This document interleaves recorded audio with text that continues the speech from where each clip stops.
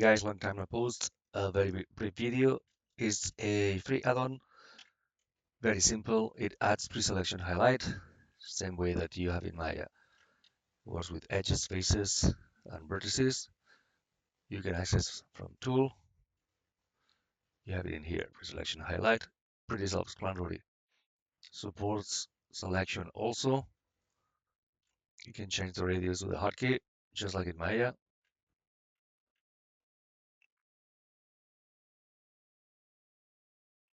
Same, it works with faces, edges, and vertices, and some controls in here for the viewport. Size for the vertices, can affect the fall of the size. Again, pretty self-explanatory. If it doesn't work on launch, just restart viewport tracker, this button here. Also check the preferences for the add-on. You will find it in Meta Matrix Selection Highlight. You have the same things more or less. You can customize per face, edge, and vertices, and the hotkeys. Thank you.